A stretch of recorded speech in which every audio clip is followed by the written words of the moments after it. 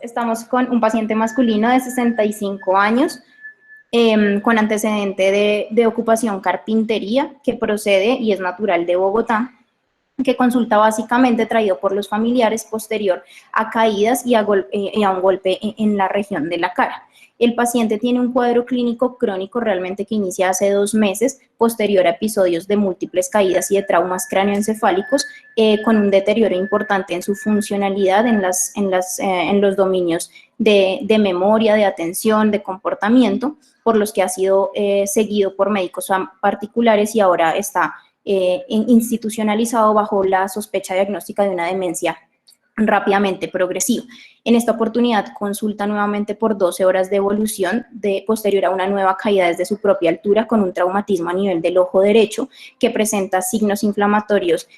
locales con equimosis y hematoma, incluso requiriendo sutura de la herida infraciliar del lado derecho. En ese momento llama la atención que el paciente ingresa al entorno clínico con una somnolencia marcada. Dentro de los antecedentes resaltan como importancia una psoriasis manejada aparentemente con esteroides hasta hace 1 mes, cuando suspendió la ingesta de prednisolona, antecedente de hipertensión, de POC que no ha sido oxígeno requiriente, con tratamientos que se han dado con losartán y bromuro de hipratropio. Para las alteraciones comportamentales, al parecer, también estaba en uso con quetiapina 25 miligramos. Inicialmente, al servicio de urgencias ingresa el paciente somnoliento, deshidratado, taquicárdico. Al examen físico llama la atención el compromiso a nivel a nivel motor de los brazos. Ellos lo describen como una paresia grave y con estímulos táctiles leves de fuerza de 1/5. Se realizan múltiples estudios, dentro de los que están un hemograma con leucocitosis a expensas de neutrofilia, función renal normal y un ionograma que presenta una hiponatremia. Dentro de las imágenes que se realizaron se encuentra un TAC de cráneo que está dentro de los rangos normales para el paciente y posteriormente a esto es valorado por el servicio de psiquiatría, servicio de psiquiatría y neurología, a quienes, digamos, preocupa la presentación también al reinterrogatorio de alucinaciones visuales y auditivas. En este momento el paciente es llevado a punción lumbar con un líquido que es francamente patológico a la espera de los estudios de cultivo y de microorganismos.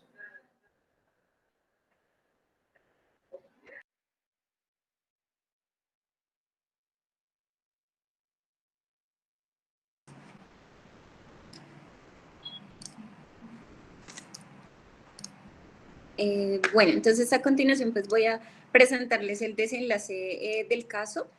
y pues la corta revisión.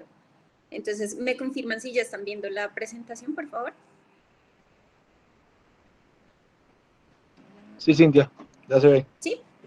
listo, muchas gracias. Entonces, bueno, aquí en la siguiente diapositiva, pues yo quise resumir efectivamente estos aspectos en la línea de tiempo que fueron los aspectos más relevantes o más importantes en esta historia clínica pues que hemos revisado el día de hoy. Entonces, con esta fecha de consulta al servicio de urgencias y con este tiempo más o menos de progresión de esos eventos importantes, un paciente que está institucionalizado 20 días previo a la consulta al servicio de urgencias, una historia que no es muy clara de un primer tramo craneoencefálico aproximadamente 30 días antes, de la cual no se pudo aclarar más datos, no se obtuvieron más datos finalmente, unos síntomas neurológicos y psiquiátricos de 60 días previos con una impresión diagnóstica inicial de una demencia rápidamente progresiva, pero en un paciente adulto de 64 años completamente independiente previamente, los antecedentes que ya hemos mencionado, carpintero en su ocupación, con exposición, pues digamos, previa a 2 meses o un poco más de 2 meses previos a una construcción en área rural de Calarcá, y con antecedente de consumo de corticoide que se aclaró, pues fueron 60 miligramos iniciales con disminución progresiva a 30 días y 30 días antes la suspensión de la consulta al servicio de urgencias. Este paciente entonces consulta en esta fecha, tenemos pues como aspectos relevantes una tomografía que se reporta como normal, en la que se descartan lesiones pues de tipo hemorrágico, que era lo primero en lo que se pensó, una punción lumbar que mostró hipertensión endocraniana importante y un líquido cefalorraquídeo con hipoglucorraquia, hiperproteinorraquia. Teníamos una radiografía de tórax inicial también reportada sin consolidaciones y se complementó una tomografía de tórax simple de alta resolución que identificó una lesión nodular de densidad de tejidos blandos en localización subpleural definida bien de 5 milímetros de diámetro y unas atelectasias subsegmentarias. Entonces, la tinta china pues mostró la presencia de levaduras encapsuladas, el látex para criptococo líquido cefalorraquídeo, pues que está reportado en la historia clínica es de 1 en 2048, y el cultivo final de ese líquido cefalorraquídeo identificó, aisló un criptococo neoformans y este fue el perfil de susceptibilidad. Este paciente inició tratamiento con anfotericina B de oxicolato de acuerdo pues a la disponibilidad institucional de 56 miligramos día y fluconazol 800 miligramos día el 21. Sin embargo, el paciente persistió con clínica, con síndrome de hipertensión endocraneal, con fluctuación importante del estado de conciencia, presentó posteriormente pues una hipocalemia leve persistente, hipomagnesemia, requirió punciones repetidas y solicitaron una resonancia magnética, bueno, que ya estaba en realidad pendiente y una valoración por neurocirugía por el requerimiento de drenajes repetidos. Sin embargo, pues el paciente deteriora y finalmente fallece el 25,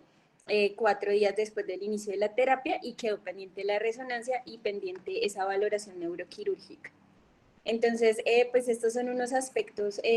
pues claves de los cuadros de neurocriptococosis en un paciente no VIH. Entonces, recordar que el criptococo pues está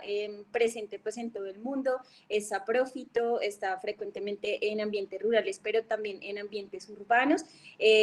frecuentemente pues en suelos o en sitios que están enriquecidos con excremento de aves, pues principalmente de palomas, y que inicia con un foco pulmonar primario, tanto en los pacientes inmunocompetentes como inmunosuprimidos, es la puerta de entrada. Ese foco puede cursar como asintomático, puede hacer como manifestación presencia de nódulos o puede cursar como neumonía severa, pues dependiendo del paciente. Y ese proceso neumónico en algunos casos hace diseminación hematógena y linfática, principalmente pues este microorganismo tiene neurotropismo, pero hay que tener en cuenta que estos procesos de diseminación pueden ser procesos prolongados que incluso pueden tomar de 12 hasta 24 meses pues, en lo que está descrito. La infección y la manifestación pues, más frecuente de ese compromiso del sistema nervioso central será la manifestación de meningoencefalitis.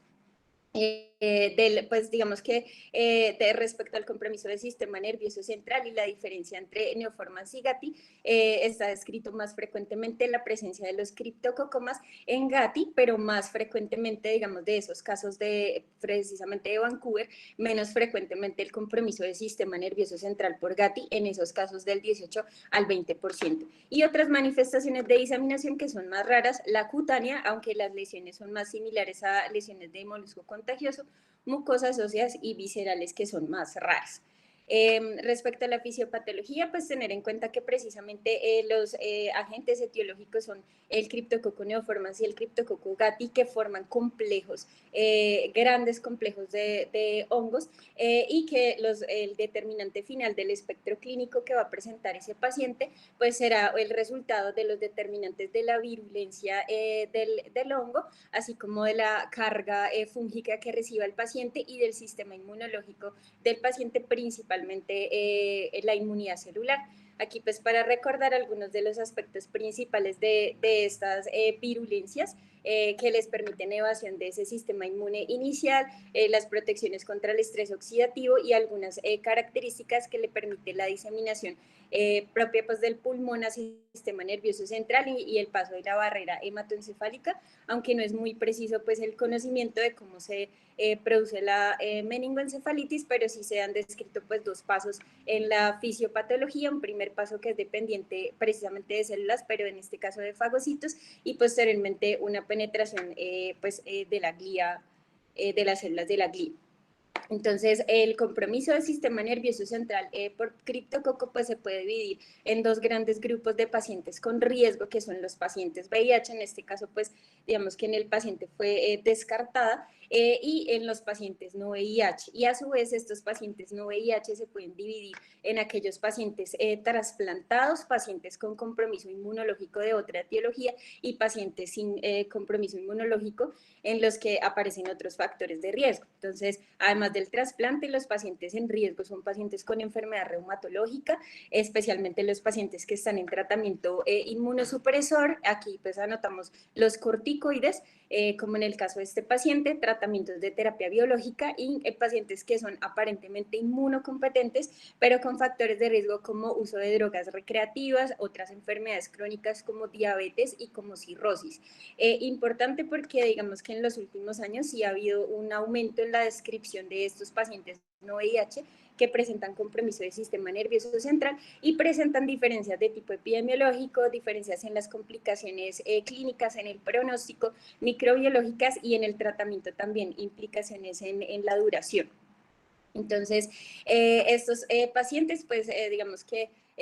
clasificándolos no los pacientes trasplantados, entonces se incluyen también los pacientes con malignidad, principalmente los pacientes que están en quimioterapia. En este caso, pues principalmente son los pacientes de órgano sólido, más que los pacientes hematológicos, otras inmunodeficiencias pues más raras, primarias o adquiridas. Las enfermedades reumatológicas también son un factor de riesgo importante, donde predomina el lupus eritematoso sistémico. Y respecto a los fármacos, los más importantes son los corticoides. En este caso, pues yo encontré en esta revisión un aumento efectivamente del riesgo de los pacientes con enfermedad reumatológica, específicamente pacientes con artritis reumatoide, con dosis de más de 10 miligramos por más de 3 semanas, con aumento del riesgo de cualquier tipo de infección. Y terapias biológicas, especialmente los anti-TNF-alfa, especialmente en pacientes con artritis reumatoide y los pacientes que están recibiendo otro tipo de inmunomodulación, como inhibidores de tirosina quinasa. Es importante destacar que en este tipo de pacientes los diagnósticos suelen ser muy tardíos, la evolución suele ser crónica y larga, y esto pues se presenta principalmente porque inicialmente hay una muy baja sospecha, y esto pues tiene implicaciones directas sobre el pronóstico y sobre las complicaciones de estos pacientes, como hipertensión endocraneal, infarto cerebral y el compromiso del parénquima por criptococcus. Esta es, pues, digamos, una recopilación que hacen en esta revisión de varios estudios, varios grupos de cohortes de pacientes, de más de 20 pacientes en varias partes del mundo, donde ellos colocan acá compromiso del sistema nervioso central o otros compromisos por criptococosis. Esto para mostrarles, por ejemplo, esta serie grande de China, que es con todos compromisos del sistema nervioso central, del 2000 hasta el 2017.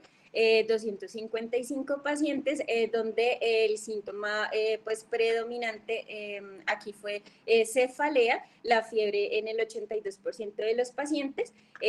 la presión de apertura aumentada en más de 20 centímetros de agua en el 76%, y de estos pacientes todos son pacientes no VIH, quienes recibían inmunosupresión eran un 15%, los trasplantados de órganos sólidos fueron menores del 1%, malignidad 3%, enfermedad reumatológica al 8%, y pacientes en los que no se pudo encontrar factor de riesgo o aparentemente sanos el 36%, y en este caso, en esta pues, serie, una mortalidad del 5%. En Colombia, pues encontré estos datos que son de resultado de un programa de vigilancia de casos desde el 2006 hasta el 2010, que eran unas encuestas con reporte voluntario, que en total fueron datos de 526 casos, en donde se calculó pues una incidencia anual en la población general en Colombia de 2.4 por 1 millón de habitantes, y dentro de los pacientes con VIH de 3.3 por 1000 habitantes. Los factores de riesgo en Colombia, el factor predominante fue infección por VIH, 83.5%, y en el 23% de los casos la criptococosis fue definitoria de SIDA. Las manifestaciones clínicas, la predominante fue cefalea, seguido de fiebre, náuseas y vómito. Aquí para destacar las alteraciones mentales fueron el 46.3%, signos meningios 33%, las alteraciones visuales 24.5%, y se presentó neurocriptococosis en el 80% 71.8% de los casos que registraron. De los 413 aislamientos que se recuperaron, el 95.6% fue Cryptococcus neoformans variedad Gruby, el 1% neoformans variedad neoformans y el 3.4% fue Cryptococcus gattii. El diagnóstico se hizo por examen directo, cultivo antigenemia, las tres cosas. En el 29.3% de estos pacientes la mortalidad fue en un 24.4% y el tratamiento en la mayoría, el 71.6%, se dio pues con anfotericina y solo el 28% de estos casos se habían combinado con fluconazol. Aquí pues para mostrarles esta figura que nos muestra cuáles fueron las características clínicas predominantes en los pacientes SIDA y los pacientes no SIDA. Entonces viendo que en los pacientes no SIDA pues predominaron las alteraciones visuales, la tos, los signos meningios y las alteraciones mentales, mientras que en los pacientes SIDA sí predominaron náusea y vómito, fiebre y la cefalea. Y respecto a los factores de riesgo, entonces aquí pues encontramos de enfermedad autoinmune un 3.9%, los corticoides en un 1.2%, tumor sólido 1.2% y otras, otras descritas acá 2.7%, incluso desconocido que no se pudo establecer el factor de riesgo en 7.6%. Y las variedades, pues de acuerdo a los serotipos que se pudieron identificar en los pacientes no VIH, entonces la mayoría fue Cryptococcus neoformans variedad Gruby serotipo A con el 86.8%. Respecto al diagnóstico, pues encontré algunas diferencias en el rendimiento, digamos que en el antígeno, pues una diferencia pues en realidad muy leve, pero sí el antígeno en paciente VIH con una sensibilidad del 100% y el no VIH del 86 al 95%. La tinta china también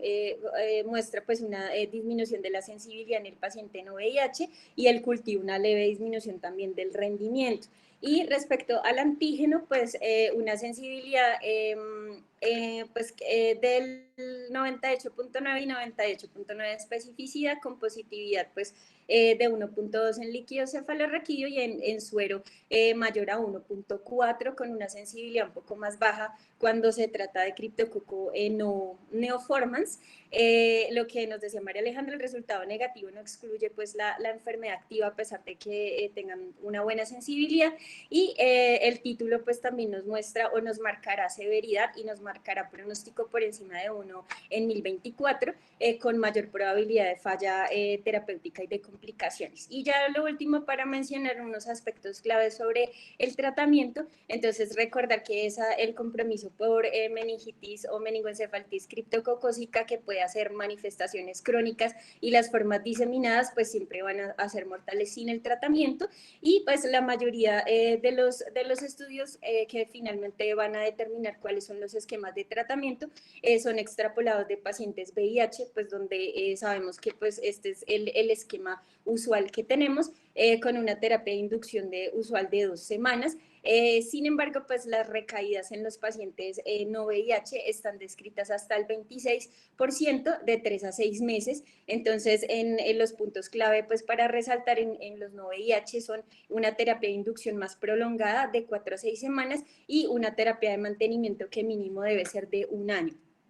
Aquí pues era solo para mostrar los esquemas. Un poquito pues más detallados y específicamente dividirlos en el paciente con trasplante orgánico, paciente no trasplantado, paciente no VIH, incluyendo aquí los pacientes inmunocompetentes o aquellos en los que no se pudo identificar un factor de riesgo preciso, donde esta terapia pues inicial de inducción va de 4 hasta 6 semanas, que sería la principal diferencia. Y lo otro, tener en cuenta que si se aísla, en este caso Cryptococcus gattii, entonces en todo paciente se ampliaría el esquema de esa terapia de inducción por lo menos 6 semanas. Y cuáles digamos que serían los factores a considerar en estos pacientes que no son trasplantados, no son VIH, entonces mínimo serían 4 semanas, pero tener en cuenta que estos pacientes que cumplan estas características podrían llevarse solamente a 2 semanas si el paciente se considera de muy bajo riesgo de falla terapéutica, y para considerar bajo riesgo tendría que tener un diagnóstico muy temprano, ausencia de complicaciones y que haya tenido una respuesta clínica pues excelente o un estado de inmunocompromiso que sea leve. Y la otra, pues, para considerar las complicaciones para extender más la terapia, entonces, la cefalea persistente, las complicaciones vasculares, o los déficits neurológicos focales, compromiso ocular auditivo, el compromiso del parénquima que mencionábamos como complicación, los criptococomas, las inmunosupresiones que no se pueden corregir o resolver, los síntomas que persisten y la persistencia del cultivo positivo a las 2 semanas de control.